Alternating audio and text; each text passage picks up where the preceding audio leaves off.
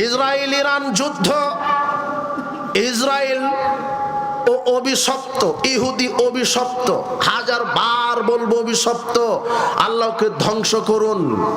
সারা পৃথিবীতে আহলে হাদিস সালাফি বিদ্যানের চাইতে ইহুদিদের বিরুদ্ধাচারণ করেছে এরকম দ্বিতীয় কোন আলেম ওলামা নেই।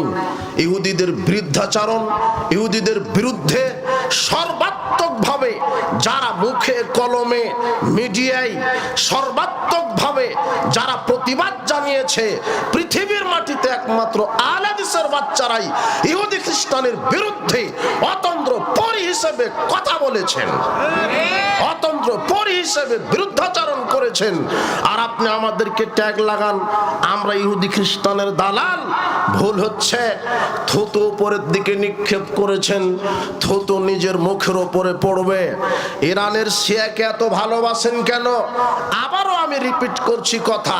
আরে ইসরায়েল ইহুদি এত অভিশপ্ত, আমি দোয়া করলে অভিশপ্ত, এ তো ধ্বংস হবেই। আমি দোয়া কেন, সারা পৃথিবীর সব আলেম ওলামা দোয়া করলেও একদিন ধ্বংস হবে, না করলেও ধ্বংস হবে। তারপর ইমানের গতি দাবি, আল্লাহ তুমি ইহুদি সাম্রাজ্যবাদী অভিশপ্ত জাতিকে সমূলে ধ্বংস করে দাও।